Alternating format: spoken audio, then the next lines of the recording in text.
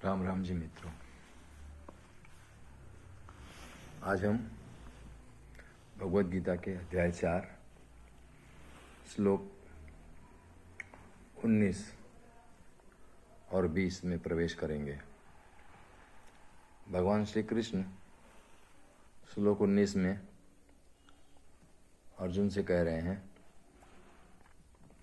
यस्य सर्वे समारंभाः काम संकल्प वर्जिताः ज्ञानाग्नि दग्ध कर्माणम तम आहुः पंडितम बुधाः।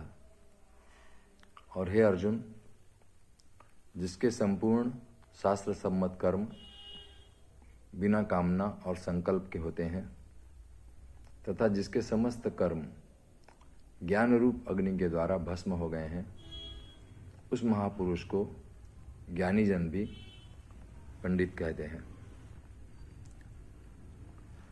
यहाँ पे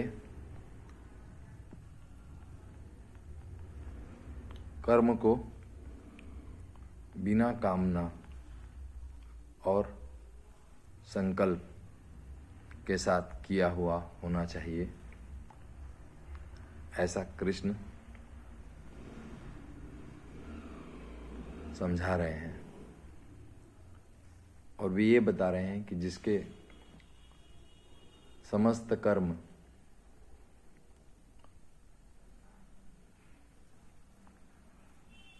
अकर्म जैसे हो गए हैं। अकर्म का मतलब जिन्होंने ज्ञान से, विवेक से जान लिया है कि मैं करता नहीं हूं, उस महापुरुष को ज्ञानी जन भी सम्मान करते हैं। श्लोक 20 में भगवान श्री कृष्ण कह रहे हैं, त्यक्त्वा कर्म फला संगम नित्य तृप्तः निराश्रयः कर्मणि अभिप्रवृत्तः अपि न एव किंचित करोति सः। और जो पुरुष समस्त कर्मों में और उनके फल में आसक्ति का सर्वथा त्याग करके संसार के आश्रय से रहित हो गया है और परमात्मा में नित्य तृप्त है, वह कर्मों में भली भांति बरतता हुआ भी वास्तव में कुछ भी नहीं करता।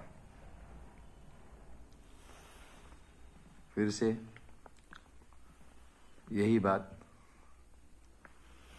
कि जो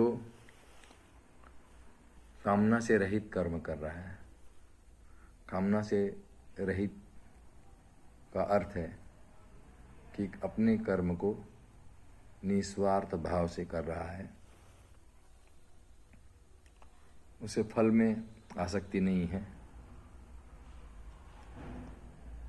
वो सकाम कर्म नहीं कर रहा,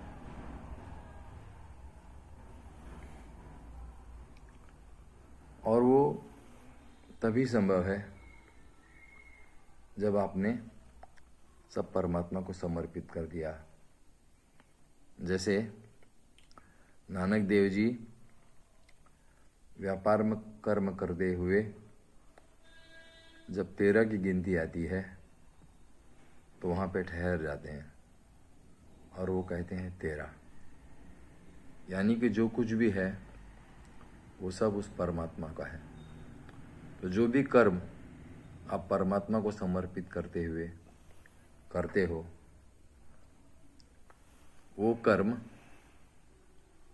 अकर्म जैसा हो जाता है। अर्थात आप अकर्ता भाव से उसे करने लगते हो, तो कर्ता भाव किसके प्रति हो जाता है?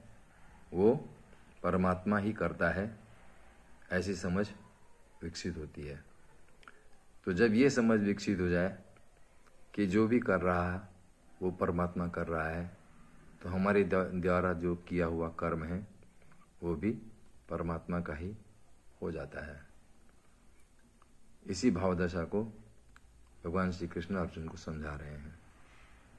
आज इतना ही। शुभ रात्रि। जय राम जी की।